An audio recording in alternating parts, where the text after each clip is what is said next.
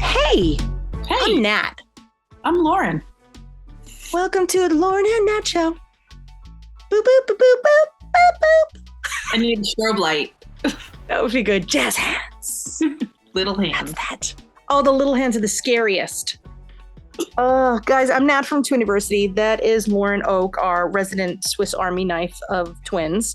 So I really need, like that is such a good description for you. Oh. Don't you think so? Because you really could do anything. Whip things out. Yes. And you would be like, how do I use this with this? Like, there's nothing that I wouldn't come to you for. Aww. And not only twins. Like twins is just one of your avenues. Okay. There's a bazillion things. I would come to you for relationship advice, children advice, Okay. homeowners advice, Yes, I am a homeowner. pet advice. I'm not the best pet owner, but I'm a good pet owner. But like if your dog was alive, then you would convince me that I'm doing an okay job too. Yeah. See? That's Sure. it. By told your dog's alive by neglect. Welcome. Welcome, I feel Cooper. like I have an encyclopedia of useless information in my brain, and every Yes. once in a while I just whip it out. Yes. Bring You it also have an unbelievable knowledge of dementia and Alzheimer's, Yes, I do. of hospice, Yes. of caring for an aging parent, Yes. of stoves with the little pellets, Pellet stoves. Yes. gardening. Gardening. Look at this. And now let's add on a child with a significant medical issue. Yes.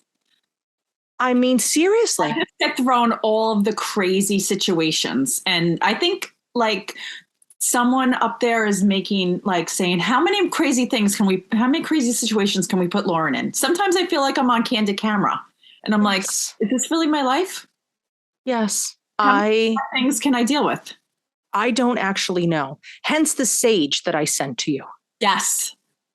I've used it twice so far. I So- think I can do it again. So guys, me and Lauren are not witches. However, when everything else fails, You sage the house. that's it. So Lauren, thank God for Amazon, have to say. Thank you, Amazon. Hallelujah, Amazon, who allowed me to send that to you. Felt like I needed it. And I did need it. You totally But I didn't have the clarity enough to realize it. You needed to send it to me so that I could realize that. But did it not work a little bit? A little bit, but then I felt like it worked, but not enough. So then I had to Yes. redo it. But I feel like I need to do it again. I feel like Maybe daily. like a weekly thing every day. Like the Glade air freshener that psh, psh, like every 9 minutes. We should invent that, like a sage air freshener thing. Let's do it. Press the button, put it on the wall. Mark it. This is going to be our, this is the original idea for the patent that when we go to the US PTO, that's a trademark office, that we were the first people to invent that, because sometimes I can't understand New why. retirement plan. Wouldn't that be nice? Nobody's going to buy it. It's only going to be people whose poop hits the fan. Well, there's a lot of people, I think, who's that happens to. Oh my gosh. I agree.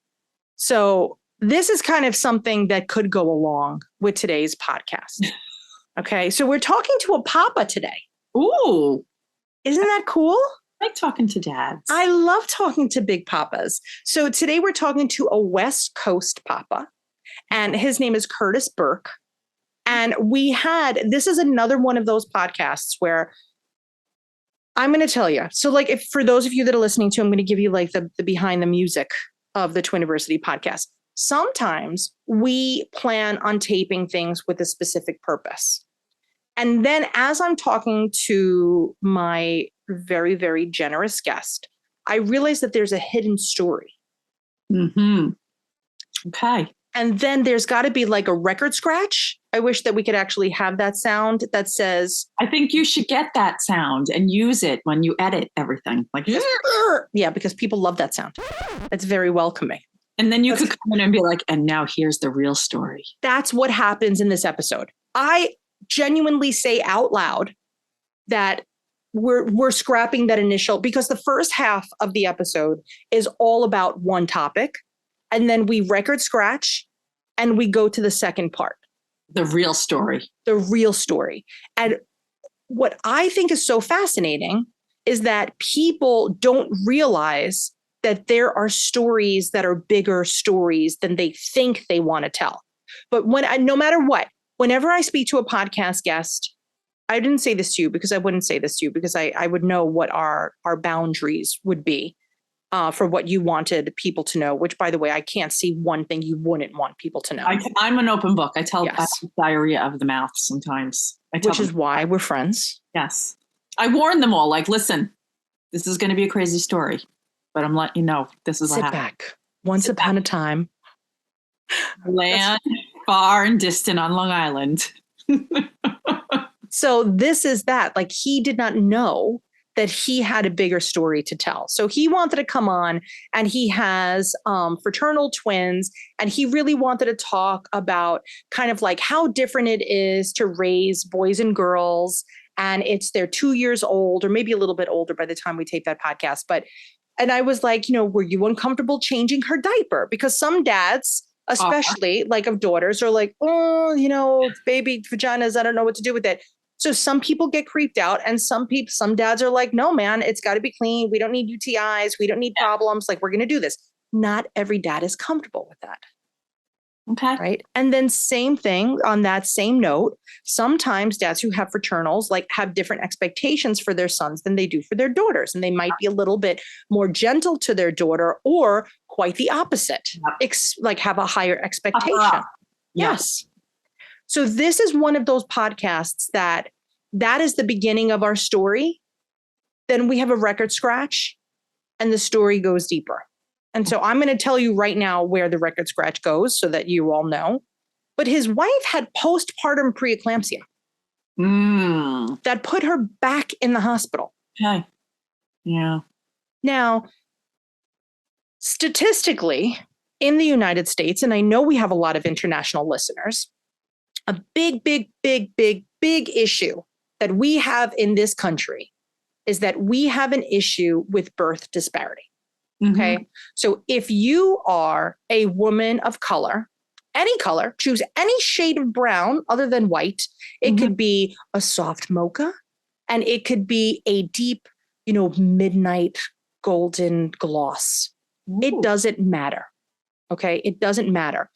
Apparently in the United States, you are 4 times more likely to have complications and issues if you are a woman of color. Yep. Curtis is a family of color. Okay. Does this affect this story? Perhaps. But now, if depending on where we put this episode in our podcast season, you're going to hear this. You're going to hear me say, oh, this person had an issue. And now I'm really starting to think that, okay, not that I'm saying I didn't think this was a problem. I know this is a problem. Like, this is like clear. This is statistically proven. But come on. If you know it's a problem, I know it's a problem, right?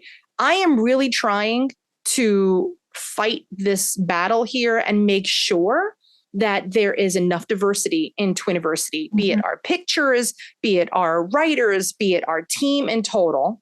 I really want to make sure that everybody feels recognized. And I will tell you, that is not new to us. Yeah. That is something we have been doing from the jump. Now, maybe it's because I am a New Yorker and because my melting pot is filled with a lot of different shades. Yep. So even in my own family, like, we have a lot of different shades in my family, right? So John's grandmother would be considered a person of color, like literally, she's pretty dark. And then you have his, like, when he was born, right? Like when John was born, he is very, very white looking, where his brother would be very Hispanic looking. Okay. Like, they would not have looked like they really didn't look like brothers. Similar to my twins. My twins don't even look like siblings, right? They don't look like they share the same family. But I'm now realizing that, well, okay, if I recognize this, why the heck is nobody else recognizing this? So they discharged his wife with here's what you have to look out for. Now, I know in our line of work, right, in the twin world, that postpartum preeclampsia is a thing. Oh, yeah. We have whole podcasts dedicated to it. Yeah. So with that, being known. And so I will tell you what postpartum preeclampsia is. It's all the stuff of preeclampsia. So if you have headaches, blurry vision, if you have, unexpected swelling, people often think that those are only things they have to look for in pregnancy. However, we don't know why, but it could happen as they call it postpartum preeclampsia. Yeah, which is weird. It is weird. Call it post-eclampsia or something like that. Or postpartum eclampsia. Listen, I went to the Mayo Clinic's website because I'm like, dude, isn't it just called postpartum eclampsia? But no, it's called postpartum preeclampsia according to many medical sites that I found. Yeah. So, and I always talk about how, and you're going to hear me mention in this podcast too, that there is no cure for preeclampsia. They could treat it, but there's no cure. So it's the equivalent of being hit by a bus. You're never going to be cured from that bus accident, but it's treatable. Yeah. So this is the same thing with preeclampsia. But the thing that makes me cuckoo is that when you have preeclampsia or gestational diabetes, it raises your incidence of having being a diabetic when you're older or having a heart condition when you're older. Yeah. So what's going on? What's going on? First of all, I pay $80 bazillion for medical care. I do. I am not one of the lucky ones that we're a small business here at Twiniversity, and my husband also works for a small business. So neither of us are offered medical insurance. So we pay out of pocket for our medical insurance, which at this time that I'm taping this, I believe it's costing me $1,500 just for my husband and I. Wow. That's not even for the twins. Wow. And the twins are going to have to go on our plan or have to get their own plan because they're going to turn 18 soon. Yeah. But if I'm paying all this money for health insurance, could you guys pay attention? Could we take some of that money and could we put it towards education and say, hey, just a little notice, maybe you guys are being a little prejudiced? Yeah. And you could say to yourself, we're not being prejudiced, but you know what? I'm going to challenge you and say, are you? And if you still feel good and you put your head on the pillow at night, I really hope to God that it's true, that you aren't. Yeah. So if anybody in the medical industry is listening to this, be it, a nurse, a phlebotomist, I don't even care. Yeah. Just, are you viewing everybody with the same eyes? It makes me crazy, I feel Lauren. Some are and some are definitely not. Some are definitely not. And some think that they are. Yeah. They have to be retrained. It makes me crazy. I get so mad when I hear these stories, when to me, it's like, ooga, like it's the siren is blaring. I see it. Why the heck can't anybody else see it? It frustrates me. So if you work in the medical industry, pay attention to that. And if you have a friend that is expecting, that is a person of color, just talk to them and say, listen, just make me feel better and just make sure that you're constantly advocating for yourself. Yes. And that they know what your plan is. They know what your wishes are. They know what your desires are. And it's hard though, Lauren, because they might not realize that other people are getting better treatment. Yes. They think that this is just the way it is because maybe they've always been treated this way. It's just cuckoo. So yeah, there's this app called BirthX, and that is an app that's trying to put a spotlight on the medical profession in general when it comes to birth disparity. But yeah, it's okay. And if you are like a super whitey McWhiterson, like I would be considered and Lauren would be considered, that doesn't mean that you wouldn't have a conversation with somebody of color. It's not wrong to say, hey, listen, this is, just an idea. This is something that you could do. Or let's look up this doctor. Let's look up this doctor on this app and see if there's any negative reviews by people of color. That's a great app. That's good to know about that because it's important. I work with families of every race, religion, everything. So it's good to know that. It's there. All right, guys. So are you ready to hear Curtis's story? Yes. All right. Here is Mr. Curtis Burke. Curtis, where have you been my whole life? I've been right here in Los Angeles.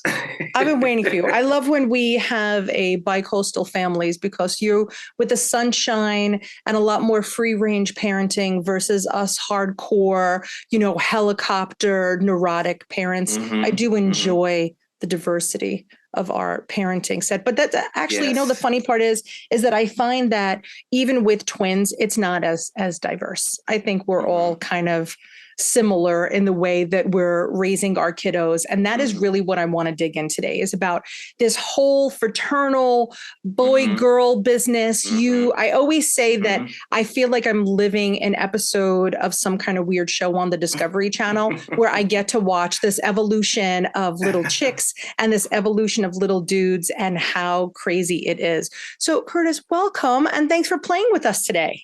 Thank you. I'm excited to be here. I appreciate this a lot. So, dude, listen, if this is the only break that you get today, take it. We're going to make it as easy as possible.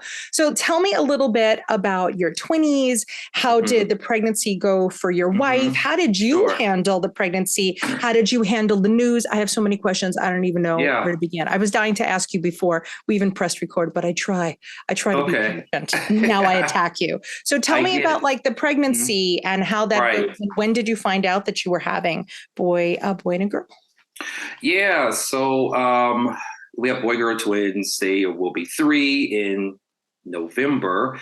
I was in denial. I truly was in denial. I was kind of like, I felt like, you know how like a 16-year-old girl who's like pregnant. I was like, we're not going to talk about this. We're just going to wear big shirts. We're going to just like, this is going to go away. But my wife always wanted twins. And I learned all this stuff about DNA and all this kind of stuff. But like my grandmother's a twin. She had a twin sister. Her great grandfather was a twin.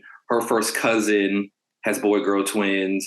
And so she's always wanted twins. And I remember us, we started like, we were married for like a year and a half, I guess. And then we started like just trying gradually and things like that. And then I remember she went to like the first appointment. She's like, oh, it's not a big deal. I just go by myself. You don't have to go to this one. I was like, are you sure? Are you sure? Because we had like a miscarriage earlier that year. And so I remember this time I was like, are you sure you don't want me to go? Blah, blah, blah. And then I ended up not going with her. And I remember her calling me at work. And I thought that she had a miscarriage, to be honest with you, because how she was talking so fast, like, Curtis. And I'm at work and I'm stepping away and I'm like, what's wrong? What happened? And then she she told me it's another heartbeat. And I was like, I don't understand. What do you mean? My brain would not comprehend it. And I remember her like putting the doctor on the phone and she was like, Curtis, it's 2 heartbeats. And I just would not accept it. I couldn't go back to work. I think I went home early that day, and I'd never been a parent. My wife had never been a parent. We're fairly still newly married. It'd be 5 years in December. And so I just didn't understand how it happened, to be honest with you. I really didn't. I was just kind of like, I did not understand. We didn't do IVF or anything like that. So I was just kind of like, I did not understand. But I guess it was meant to be. The pregnancy for her and me, it went fairly well, to be honest with you. I think it was just more of that. I literally had a calendar and I would write every Saturday was the next week. Like I literally at my job, I was like, okay, this is 16 weeks. This is 17 weeks. This is 18 weeks. And I didn't really want to go out of town, but a lot. But I remember one time, the week I went out of town, it was like when she was probably like maybe like 13 weeks or 15 weeks, and she felt like the fluttery things. And I was like, what? I missed that. But yeah, she went up to literally, to be exact, 37 weeks and 6 days. That's awesome. So pretty much 38 weeks. Yeah. We were supposed to do a C-section on the 15th, which was my grandmother's birthday, which she passed away at 103. And so I kind of went on their birthday. I was like, this would be cool to have somebody 102 years different. Yeah. We went in that 14th and they said that my son was, I think his heart rate was going up a little bit. And the doctor who was delivering them, that she was already there. She was like, look, do you want me to deliver them at 8 o'clock in the morning or my beginning of my shift? And then we were like, we'll do it today. Thank you. So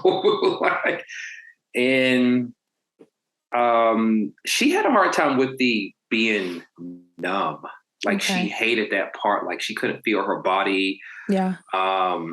She really was like about to freak out about it because they were trying to like put these babies on her and like make sure she had milk, and she didn't give a damn. She was like, I need to make sure I can feel my body. Yeah. Like, yeah, it was really scary for her. My wife was an A personality. And I think the whole day I was just very calm, even when they were born. I think I had to have like some kind of protection over me. Yeah. It just made me like just numb. Just I could not feel. I just had to like treat it like a job almost to protect her. Now, one thing that was crazy is that we didn't realize that they don't take them away from you at the hospital where they were born. They stay in the room with you. So they didn't have to go to the NIC room. My son was like 5.5 pounds. My daughter was like 4 pounds and 15 ounces. She was like right on the cusp. Wow. And but when they were born, I remember us rolling her into the room and we were like, okay, what time are you taking these babies? Like from us.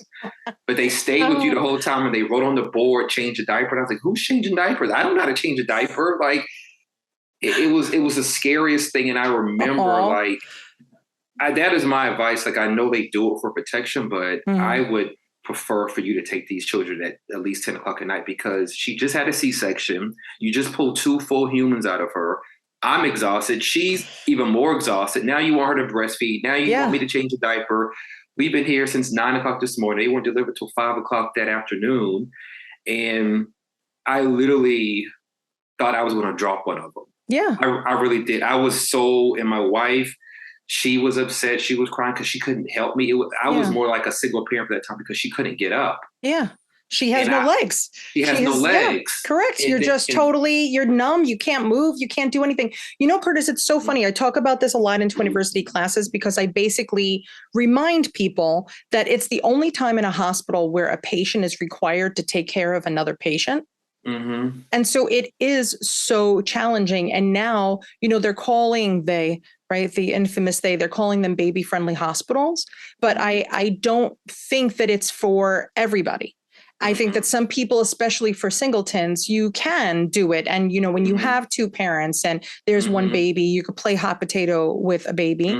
But when you have twinnies, I wish that there was some more support, and especially during COVID, unfortunately, there was even less support than typical. But yeah, it's really tough. And how did you guys talk about that when you were in the hospital? Like, this is too much for me, or how do you feel about this? How did those conversations go when you felt that you were getting overwhelmed? We felt like it was a cruel trick, to be honest with you. And we had some really good nurses that had mercy on us. Like, there were 2 nurses that literally like took over for us at times because we were new parents and we had 2 of them, and you could only have one person in at a time. And her mother was in town, had flew in, but that first night, I remember it was just kind of like, help, please. Like, I don't know what I'm doing. Like I was, but I remember I put on gloves to like change a diaper, and the nurse is looking at me like, why are you putting on gloves? I'm like, I was like, well, you put on gloves. And so I didn't realize now poop is on my hand all the time. It's like, you get immune to it. But at that time, I was like, hand me my gloves too, ma'am, you know, kind of thing. But I thought, I mean, if we could have done it over, like we would have, I feel like they should have like a nurse just to help you 24 hours. And I know they were coming in and out and they were great. But at that time, it just felt a little cruel to leave 2 new parents. You don't know the mental state of the mother. And so it's just kind of like, I feel like they should have had someone to take over for us. Yes. Or at least a social worker to come in and do kind of like an evaluation. Curtis, please, I could literally make this whole podcast about like our, you know, the United States and the state of parenthood, but it's kind of cuckoo. Now let's talk about this diaper business. Okay. You have a lot of different little equipments going on there when you're changing some diaper, having boy-girl twins. Were you more comfortable changing your son than your daughter? Or were you like, everybody's a mess, they just need to be clean? Because I know that a lot of new dads often feel a little awkward about changing tiny little baby girls' diapers. Did you have any of that? Or you were like full daddy mode, this has got to get done? When they were first born, I was like full daddy mode. This has to be done. But I would say probably when she became like 3 months old, I was more like, telling my wife, come in here to make sure I'm cleaning everything. I don't want to clean her, or almost like supervise me. So I don't want, it's almost like I wanted somebody that's there for no question. I'm not, touching anything too hard. It was almost like it just started to feel a little weird once she became mobile and she was having like blowouts. Yes. But not when they were initially born that first week, because I was just kind of like in a zone. But after that, I was kind of like, my wife's like, no, you're going to change her. Even with baths now that my daughter's almost 3, I feel a little like weird, like changing her. My wife was like, "What, did you wipe her vagina?" I'm like, well, she's in the water, she's fine. It's like, no, you have to make sure. I'm like, well, I'm like, well, can you watch me do it? I just feel a little weird. And I would say this, they were born on a Thursday. We went home with them on a Saturday. My wife was back in the hospital that Tuesday. She had postpartum eclampsia. Yes. On that, I think she went back that Monday or that Tuesday. And so I was literally with them she was in the hospital for 5 days. Yeah. So she was literally with them for 48 hours at home. And me and my mother-in-law were at the house in my apartment at the time with these 2 new babies. They weren't even a week old. And my wife is back in the hospital, and it was very serious. She could have died. Her kidneys were shutting down, and they kept giving her this magnesium. I think it's magnesium to try to like get her blood pressure going down. And she was just really upset because the pregnancy went fine. And she just noticed on that Sunday her feet were swelling up and her blood pressure was going up. And so we were like, okay, it's, you just had a baby. That Monday, and then that Monday night she went to the hospital, and this one doctor, he was like, oh, you just had a baby. And then he just happened to call the that department, and they like, no, bring her back immediately. So I'm so glad that he made that call, because she could have gone home and possibly been worse. And so I was home for 5 days with them, with me and my mother-in-law. And what was the sign? Like, what was the reason that she went back to the hospital? Was it swelling? Was it her vision? Was it headaches? What made her call the doctor? I think her mom, her feet were swelling up really bad. And I think her mom was one pushed for it. Okay. And my wife had some blood pressure things, some high blood pressure on and off anyway, but during the pregnancy, she was pretty much fine. Yeah. And so I think that she was already aware of a person. She was already had that instinct of like watching her blood pressure anyway, because it's genetic with her and her family. And so I think when her mom saw her blood pressure, and that's why we went, the day before, actually, because her blood pressure was her body was just starting to shut down. Yeah. And I didn't know what was going on. They just kept, and my wife just wanted to go home, and the doctor was telling me this is very serious. And, but I think her mother made her go. I don't think she would have gone if it had just been me and her, to be honest with you, because we were so tired and we had just got home and let's just watch it. But I think her mom was the one who really was like, no, you need to go. I will watch both of them while he takes you. And so she just gave birth, and I'm trying to get her in the car, and they kept her. And we were like, what do you mean she's staying overnight? What do you mean she's staying D2? When is she? And so I was going back and forth from the hospital, and but yeah, so it was crazy. And we did have I'm really, really sorry about that. I have to be very honest with you. That is a lot more common in our universe as parents of twins than it is in the singleton world.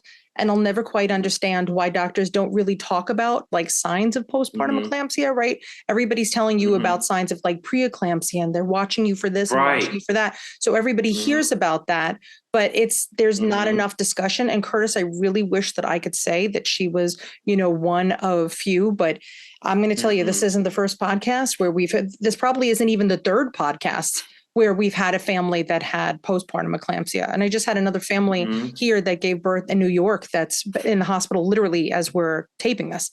So she's in there now. So I'm going to do a record scratch, and I'm changing this whole conversation.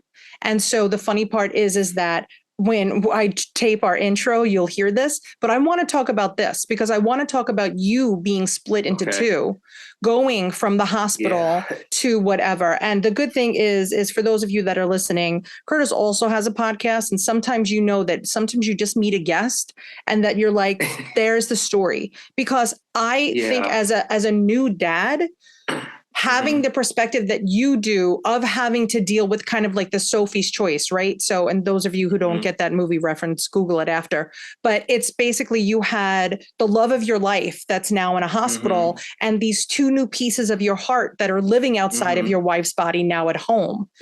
How did you manage that? To be honest with you, I'd had dark thoughts. Like because how the doctors were talking, because I feel like, okay, she gave birth on a Thursday. You sent her home on a Saturday. This is day 4 in the hospital without giving birth. And I feel like now they don't keep you in the hospital for anything. Like you give birth on a Tuesday to a single baby, they ship you out in 48 hours. Yep. And so for me, I didn't by day 3 and her body was just getting worse. I was terrified, but I think I was just numb. And I know that at one point, me and her mom had kind of bumped heads and we never bumped heads. Me and my mother-in-law get along really well, but I didn't want to go back to the hospital. And I had kind of made an excuse. I was like, well, maybe she wants to see you because I did not know what to do. Yes. But I didn't want to stay at home with these 2 babies either. Yeah. Because I didn't know how to take care of them. And she was like, no, she wants to be with you. You'll be fine. And I just remember driving to the hospital, just kind of breaking down because I just did not know how to prepare. And I was just like, how the doctors were talking is kind of like, is she going to make it through this? We just took a picture at Sunday together. Is this our last picture? I started just thinking the worst, but I didn't want her to know it. Yeah. And so, and me and my wife, we're not the crying type of people. Like I think in 7 years, I may have seen her cry maybe once. Like we're not those people that cry in front of each other. And so it was just traumatizing, to be honest with you, because I didn't know where to be. I didn't know, should I concentrate more on them? And my mother-in-law just took me by the hand and she was just like, concentrate on your wife. I have these 2. Good. And that's what happened. She knew. And so she was like, your wife needs you. I have the babies. Yeah. And so the nurses were talking about, should I bring them up there to see her? And I didn't want that. That's where I did put down my foot. I was like, I think it'd be harder for her to see them and for me to take them home. Yeah. And then it would have been stressful because I was nervous putting them in the car seat. They were so little. I didn't want to drive with them. What if we get in an accident? We're bringing them back to a hospital. And so me and my wife, neither one of us wanted to do that. So I just tried to FaceTime with her. But I was there with her from literally, I would wake up. I would leave probably the house at like 2 and I would stay with her till 9 and I would go home and try to help with like the night shift. Luckily, we had a night nanny. Good. Thank God. Yeah. For that. And she came like 3 or 4 days out the week, but it helped. But I didn't feel it because I was just so focused on making sure she survived. And when my mother-in-law told me to focus on her, that's when my brain went. I just kind of like, I saw them, but I had to focus on my wife at the time. Yeah. So I know it's kind of weird to say that, but I had to my mother-in-law made an executive decision at the time. So it was very, very scary. And I remember people were calling and my wife is a very private person and she didn't want people to know she was in the hospital. And she told one friend who was a godparent and she came up there. And so even breastfeeding at the time, she didn't want to really breastfeed because she felt, I think, like a failure or like, why is this happening? I got through the pregnancy. And so she would pump, but she just wasn't into it. And so I would try to make a joke with her, just give one shot of the pump. You know, it's a good antibiotic. It's a juicer. And so, but it was very difficult, very, very difficult. And, but she made it through it. In day 5, she came home, but she still didn't get a rest because they were waiting for us. So that was our little scary part. And we just kind of like, I wasn't picking up the phone. People were calling. And if it wasn't like my parents or like my immediate siblings or her siblings, like everybody else just got pushed out the way because I didn't feel like explaining or people, I just didn't know what to expect. I had never been a parent. So it was all just brand new. Oh, all right, Curtis, sit right there. We're going to take a quick break. We're going to kind of regather our thoughts. I'm very upset for you. I want you to know, like, I'm very upset for you. I'm sad, first of all, that you had a miscarriage even before you conceived the twins. Mm-hmm. I was a little shook. I know that sounds crazy, but for anybody who's been out there, a miscarriage is still a loss. So you carry a little bit of that. And then to kind of go through this and have this very high of, having these twinnies and making it to, full gestation for twinnies. So that's full term for us. And then to have this happen. So just everybody just sit right there. We're going to take a quick break and we're going to come back. And I want to talk about kind of the aftershocks of postpartum eclampsia. So hang on. All right. So we're back with Curtis. We know, kind of what happened with this postpartum eclampsia. And as I told you before the show that, you guys know what it is, the signs that you need to look out for. I'll make sure that we include all that after I finish taping with Curtis. So don't get stressed about it. But, the crazy thing about preeclampsia and eclampsia in general is that there is still a cornerstone at the Mayo Clinic to this day that is waiting to be etched with a name of the person that discovers a cure for this. So it's literally there for this purpose of this, preeclampsia. And so preeclampsia, the only thing that kind of cures that is delivery. And then postpartum eclampsia is just kind of the same thing. It's that same process, but people don't know to look out for it. So it's a lot. And then, so Curtis, when she was discharged, I'm assuming that she was on some type of blood pressure medication or even a baby aspirin. How did you feel when you got home and you're like, now my wife has to take this medication? And how did you kind of adjust to not walking on eggshells? Like, were you worried something else was going to happen? I was walking on eggshells, to be honest with you, because I was not sure if she was out of the woods, because I think, as we talked about earlier, like from a male point of view, I felt like I was a single parent all of a sudden. I was trying to like juggle both worlds, and now that she's home. And I think it would have been different too if we had children before. Yeah. Because these are our first. Like I said, I was wearing gloves the first thing when she had I love baby. that. Oh, what about you? But I was very nervous when she got home because I feel like she felt, in a way, it was almost like she failed, and she missed the first 5 days, and she was asking me things. And so I was trying to like do the bottles and just try to pick up where I needed to. And so when she got home, she had to jump right in there. And I feel like we talk about it all the time. Like, if they had kept her in the hospital for one more day, they would have caught it. They would have caught it, but they let her go in 48 hours. And so we were talking about that. Like, should you stay in the hospital longer than 2 days after giving birth to 2 children and a C-section? It's major surgery. And but she did end up bouncing back. I do feel like with the, it's part of the reason why she never really got on board with the breastfeeding, because I feel like she felt like she kind of missed those important 5 days where it's kind of like I just gave birth, but they weren't with me. And so I think in her brain, it might have been kind of almost like a disconnect where she had to jump in, but it was just easier for us to do the bottles. Because with her, like, I just feel like it's for women, like, I can't help you if you're only breastfeeding. Yeah. I can only help you if you pump or you give formula. And so she did pump for sometimes, but it just felt like almost cruel, almost, because if she wasn't pumping, she had a baby in her arm. And so it's kind of like, and it was just me, her, and her mom at the time.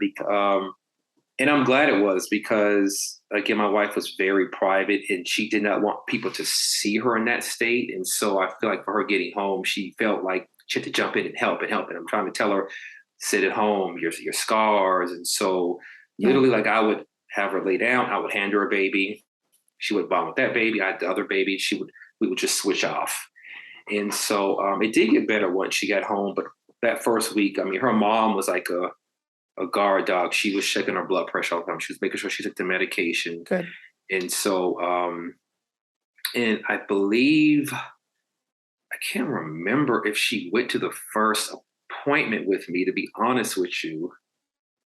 I don't know if she did, because I think she had just got back from the hospital, and I don't think she could have gone. I'm gonna have to ask her that, but I don't.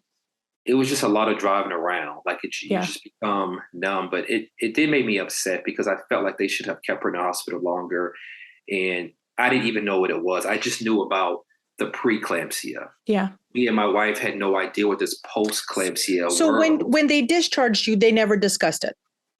Not really. Yeah. I mean, they just said they don't know why it happens. It happens to some women. Yeah. But they, like you said, they just kept pushing in. Make sure you don't have preeclampsia. Make sure you don't have preeclampsia. They were testing her and the sugar and blah, blah, blah. And because she was 38 when they were born, about to be 39 that March. She was born in November. She turned 39 that March. And so that was just their biggest thing. And so they just pushed that in our head so much.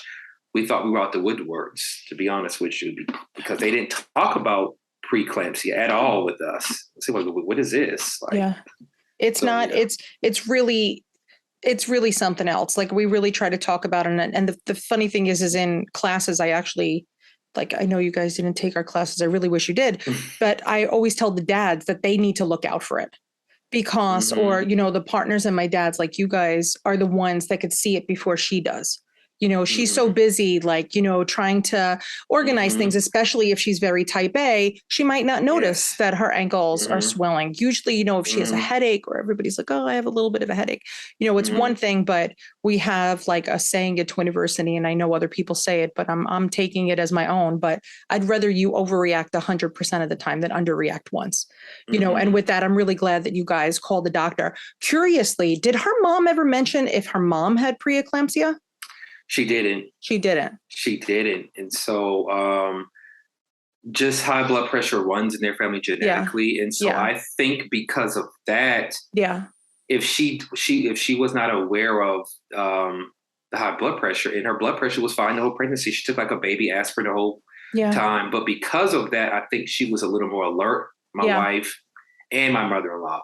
And so, I mean, and they say it's a silent killer. Like you could, you know, totally. If we had waited another day or something, it could have been a different podcast. Oh, absolutely. Totally. And the thing is there's seizures and there's blindness. I mean, there's so many things that go along with it. And I know that we see it more, and it's not literally to scare anybody, because if you catch it clearly, like Curtis's wife, you'll be okay. But it's the people who ignore things. You know, and it does stress me out. And I do, you know, I don't know how I feel about people being discharged from the hospital. I like you, I want to change everything. You know, Twiniversity is, we're an international group, right? So I'm lucky, like the podcast that I just did was with a mom in another country. And, you know, maternal care is so different outside of our country. It's unbelievable. And not saying that, you know, it's better or worse, but it's different. And there are a lot of countries that warn you of things that you need to look out for. And it's a real like discharge, you know, like if you have hip surgery, you get discharged with, you know, there's a discussion about, you know, here's what happens next. And you're going to need physical therapy, and you're going to need this, and you're going to have to do this. For some reason, whenever we have a baby, it's like, oh, no big deal. See you later. Right. Have a good day. Good luck. Don't forget to take the stuff in the drawers. That's all yours. You know, when take the picture. It's really tough. And I feel so bad for my partners too, because you guys kind of get caught in the middle, right? And then you have now a helpless wife who feels totally, you know, some people really feel totally worthless, and they feel like their body failed them, and therefore they failed as a parent, and they don't feel capable of doing this. And then you're like, no, dude, you're fine. Everything is fine. This was a bump. But it's very difficult to help your partners get over such a significant bump, because we all build up what this parenthood is supposed to be. you know, and we watch all these freaking Hallmark movies about this BS of what it is. And that's not necessarily our reality, especially being a twin parent. That's not our reality. Right. You know, it makes me so crazy that even I'm telling you, like as a lactation consultant, right? You go for like the significant training, Curtis. And so like, this is like my letters after my name and look at me, I did things. But we, you know, it's like a 60-hour course and only about 30 minutes even talks about multiples. It's like they just forgot about us. And we have a higher incidence of things. And I do feel like a discharge. Now I'm on my soapbox, but I feel like when parents of multiples get discharged, it should be like a process, like we broke our hip. Now, hopefully it's all for nothing and that doctor wasted their breath. That was the best case scenario. But, you know, you want to make sure that people know these things. And then, you know, it's putting you into a situation where you were ready for your hazmat suit for your first meconium poop. And now, you know, here you are. So now fast forward, we're here, you're 3 years into this. Like, how is she feeling about this? She feels great. I think a lot of times you have to be your own advocate. Yeah. And I feel like even now, like I do feel like, I mean, we have boy-girl twins, and I feel like, because we're new parents, I'm learning at the same time how to be a parent of a son and a daughter at the same time. I didn't have an example of how do you do that, and what does that look like, and the gender roles.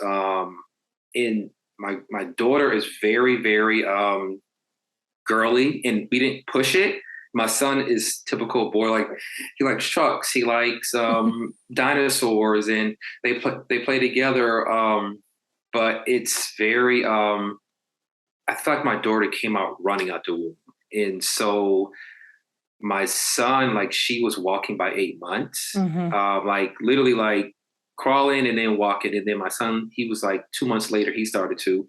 But it's like a lot of times I feel like because we do have twins where we isolate because we feel more judged sometimes when it's a single parent, like, oh, like you could just walk your kid by yourself, and so we don't want people to come over as much because it's like your kids are bouncing on the wall and you don't want to go to people's house because you don't ever get to relax. It's like, so, but it is better, I will say, at the point, but I do understand why parents stay home now. I will say that. I'm in the process now of being the stay-at-home parent because my kid's schedule. For instance, like for our son, he has like some sensory things. I didn't even know what a sensory was. Like my wife, being a personality, just like she caught the Postpartum Preeclampsia, she started noticing like certain textures he wouldn't eat. And so we quickly attacked that and started getting him into speech and OT. And so it's like, it's definitely overcome it. But I also think if he didn't have his sister, we would have not have noticed it as much. We would have had noticed his verbal communication because she's talking full sentences. And now we're like, okay, what's going on over here? But we didn't have anything to compare it to. And so because of that, I've had to, my wife is a breadwinner too. And so not only was she the one that gave birth, but she is just kind of like, her career is thriving and doing really well for her. And I feel like it was just challenging sometimes because you can't control it. They grow at their own pace. Yeah. But it's overall stressful, but it's a good stress, if that makes sense. Yeah. But I find myself, I have to watch it because I don't want to judge parents who have single babies. Sometimes I find myself like, I don't want to hear you complaining. I shouldn't be like that. It's safe, you know. This is safe environment. This is safe.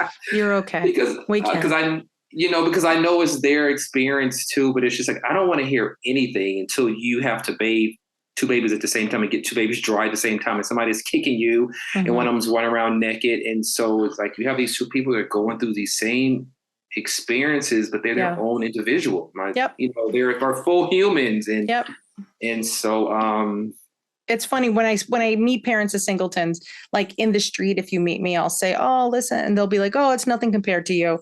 And I'll say, listen, you know what? Everybody's heart is their heart. right? Like that's it. Everybody who's experiencing difficulty, it's their difficulty. What are we going to do about that?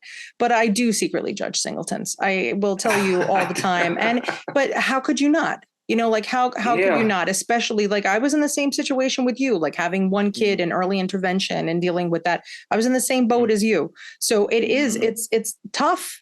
It's really, really tough. And like at this age, you're having all the services at home, but in a matter of weeks, actually for you, it's now going to take that big change at 3 that now you're going to be able to have the opportunity to have services outside. So now you have one kid where you have to say, oh, well, this kid needs speech therapy. And what am I going to do with this other kid? But, Curtis, this is all pretty typical. Like this is unfortunate that like you're a poster child for, a twin family, but it's very often that we get to have the bonus of having services. Can I ask you a weird question if your kids never heard it, if it's something that I'm wondering if you and your wife ever discussed? Do you ever sometimes say, I only wanted one? Yeah. Like I do because I feel like I'm exhausted sometimes. Yeah. And I feel like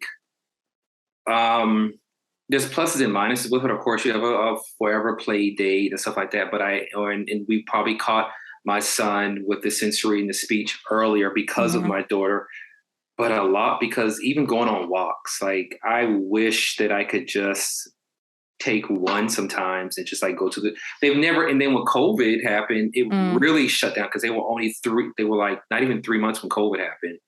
And so that changed. It was, again, we were by ourselves. And so, but yeah, I do sometimes think about it and we say it like in the bed, we're like, oh, I wonder, like we could have just done this or we could have gone to like out to eat. Because when you see parents, it's like with their one kid who's even acting up, but it's 2 against 1 right now. I can't even help you. You have him, I have her. Like it's not like, yeah. And so I do, envy like those moments, or even when we flew, how do we do this? Who sits with who needs mommy more? And when they were first born, my son took to me more and my daughter took to my wife more. But I feel like it was more like my daughter was so much more dominant where she wasn't giving up mommy. And so my son meant to me by default.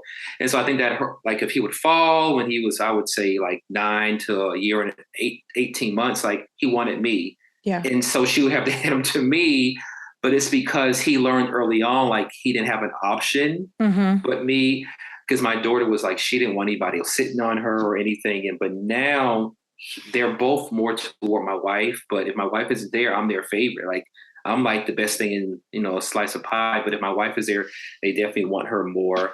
And so if we had to train my daughter to like, you're a twin, but it's weird with her because she looks after him.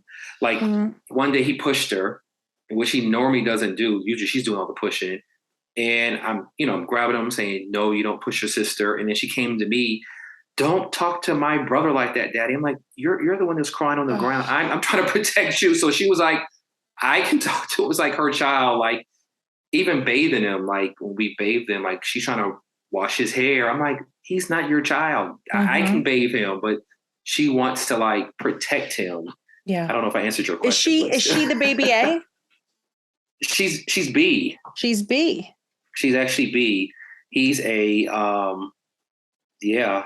So, but she took more space and he was bigger than her, but every time in the womb, she was just more active. We were worried about him sometimes. Like, are you okay in there with her? Oh man. But they hug a lot. They have like this weird, they hug, they kiss all the time and play together, but she's very protective. Like we cannot redirect him without her. Leave my brother alone. It's like, who are you talking to? Can I tell you that doesn't change? I really want to go on the record and say that does not change. So literally as a mom of 17-year-olds, we just had this fight last week because I was mad at one of them and then the other one got mad at me. And I'm like, I'm not understanding how I'm constantly losing. And you would think now, like they're going to be adults in a matter of weeks. They're going to be able to vote in a few weeks. Like, why are we still fighting about this? But they are it's this bond that twins have where I, like you in the very beginning, would always say, oh, like I had envisioned like having one child and doing things with one child and be like, oh my gosh. And I tell this story all the time, but like, since it took me so long to get pregnant, I had so many opportunities to daydream about me and my singleton, never knowing that I would even know what singleton was. Right. So, and plus living in New York City in a tenement building with no square feet, I always had kind of this vision. And when we heard that heartbeat, I was a little traumatized. I got to say the truth. And now in hindsight, like, let's say it was one, which one would it have been?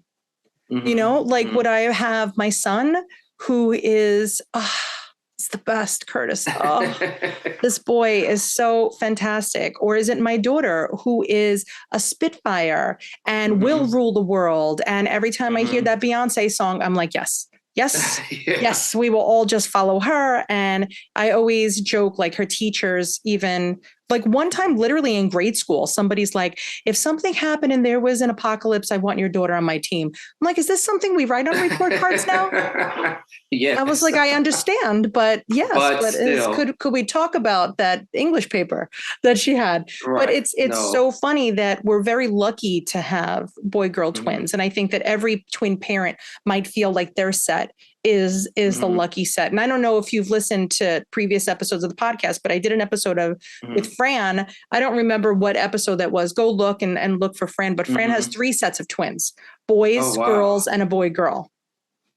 Yeah. So she's one of my favorite people in the world that I always think about. Well, listen, right. I could be Fran, but Fran really got to see, like, where me and you could talk all day about the differences between boys and girls, where Fran could be like, let me tell you about this set. Let me tell you about this set. I love Fran. Yeah. I mean, I do feel like we lucked up with if we're going to have twins, I want it to be boy or girl. So if we decide to be done, we can be done. I definitely wanted my son first because it's almost like the last name kind of thing. Okay, check that's out the way. Okay, because it's only like me and my brother and a first cousin who are carry on the Burke last name, and so that kind of pressure to like carry it on, and then the pressure is off. And then I would prefer my daughter, but if we have a third, I want a girl. To be honest with you. So because I feel like I don't know, it's weird, but I want him to be the only son for some reason. I feel like it's something special with just me and my son. But I could have, like, because girls want to take care of you. They want to, and so. That's all right. Let me tell you, Mother Nature is going to give you 2 boys next time around. No, so there you go. Right.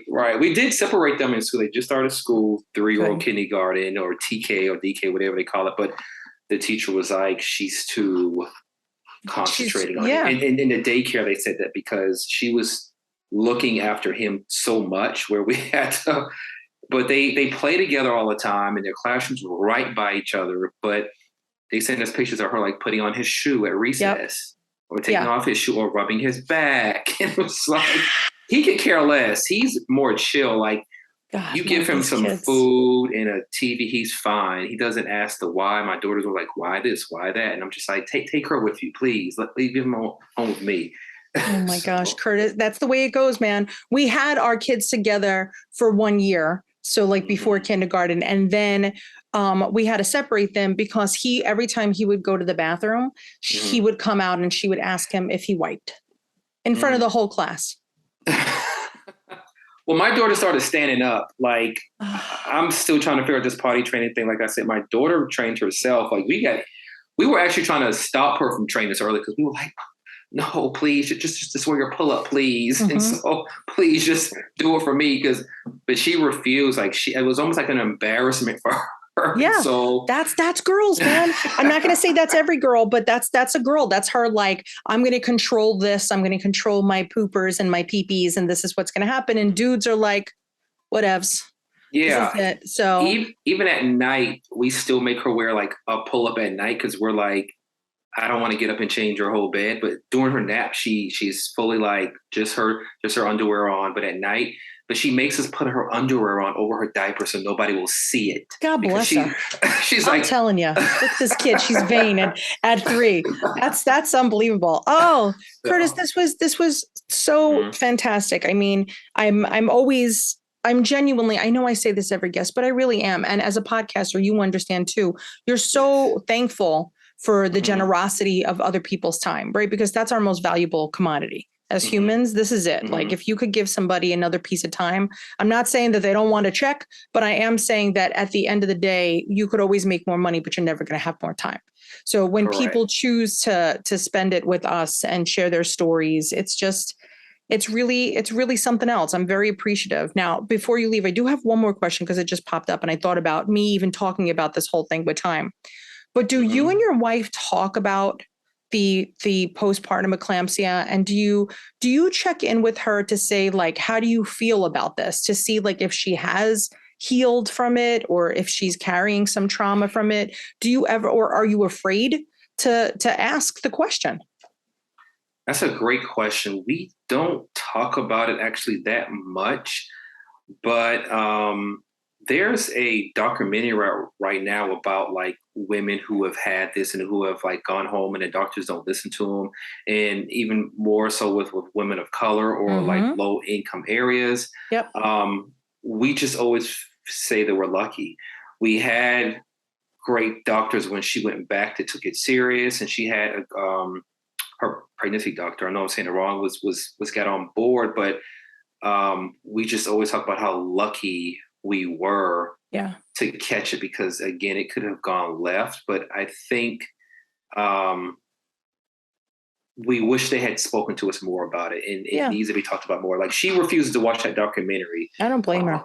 Like she was like, I don't want to see this. It's too depressing. I think it brings her back of that time. And so we just are grateful, and we're very blessed that she made it out and she came home, and the kids are thriving and they're in school and doing great. Yeah. And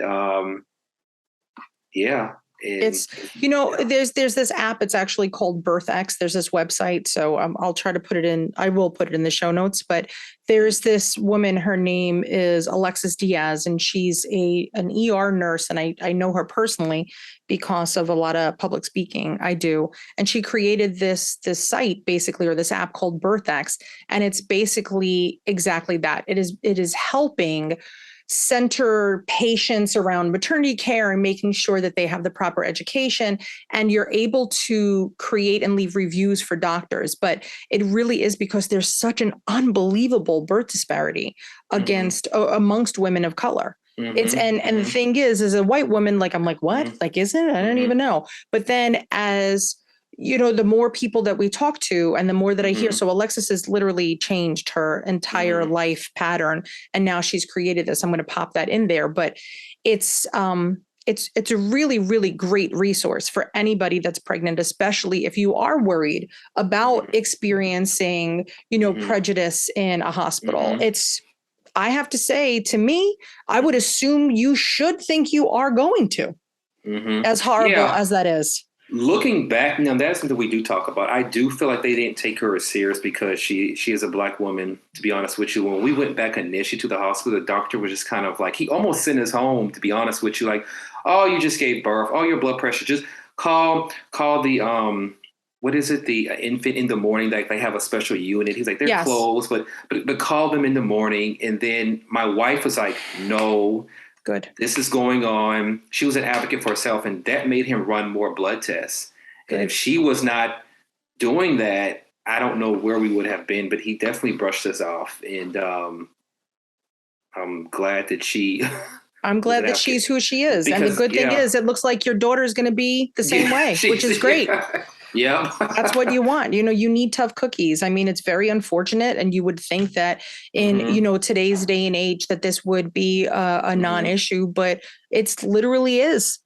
I don't know how sometimes I feel like we take 15 steps forward and then 72 steps back. I'm not understanding it. And I'm trying to just be here. And sometimes I feel like I joke all the time with my Twiniversity families that I just want to create our own island where we could just live and take care of each other, because I know we'll do it right. Right. And unfortunately, I haven't won the Mega Millions yet or hit the big time yet with Twiniversity. So there will be no island purchases at this time. But the island that we could create is a virtual one. And just sharing our life story and our experiences is just going to have to do for now, because this is what we could do, but instead of not doing anything, we really, really, really have to, Curtis. Like it's our responsibility to share the things that we learn in our life, to not have somebody else have that same experience if possible. And for that, I genuinely thank you. And I'm very, very humbled that you took the time to talk to me today. So thank you so much, Curtis. Well, thank you for having me, and you are doing an awesome job for all of us. And we need more people like you to be an advocate for our twin parents, because it's not an easy job, and people don't understand. And I'm glad that you do. And so I appreciate you for taking the time out and listening to me today. You should be your own guest on your own podcast. Now, can you tell me about that? Like, I know you have a wonderful podcast that's called Uncovered Legacy, or Uncovered Legacy podcast. And so we could find it. It's just that it's the website. We'll drop the show notes too, but you're kind of doing the same exact thing that I'm trying to do in a different way. So how do you get to, well, tell us a little bit about the podcast, and then tell us how you choose the guests that you want to have on your podcast. Yes, I mean, it's called Uncovered Legacy Podcast. You can just find it, just type in www.uncovered legacy podcast. And on Instagram, it's Uncovered Legacy Podcast. Basically, when I did a 23andMe, I got more interested in finding like my own ancestry and legacy. And then when I became a father of twins, I got even more interested in wanting to create a legacy for them and letting them know where they're from. I'm originally from Charleston, South Carolina, and so I'm away from like my family. And so I just wanted to know more. And I hit a wall. Yeah.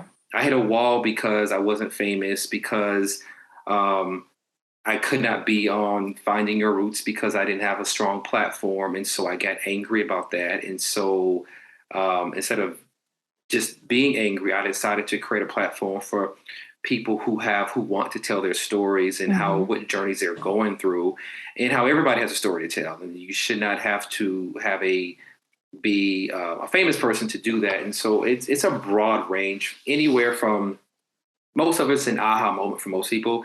I have stories about people who are having fertility problems, and they ended up adopting, and so now they're adopting. So now this is their new legacy. What does this look like as a parent of an adopted child? I want to write a book. I've had guests in there who's lost a spouse, and he lost his leg, and now he's an advocate for trauma, people who are going through trauma and loved ones, or people who are just finding their own way, or other podcasters themselves. And so that's why I call it Uncovered Legacy, because you're uncovering your own life and how your past, future, and present affects you as you're doing that.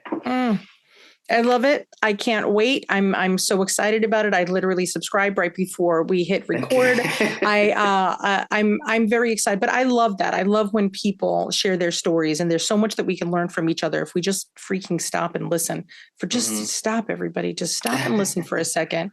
So it's hard for me not to keep talking because I want to ask you everything. I know. But I know you got to go back to your 20s, but Curtis, if we need you, we're going to stalk you, and I'm going to stalk you, which is going to be really nice. And I can't wait to hear the stories that you have uncovered, because your wife, actually, I'm going to just recommend that she should be her guest, that she should be one of your guests on there. We've been talking about that.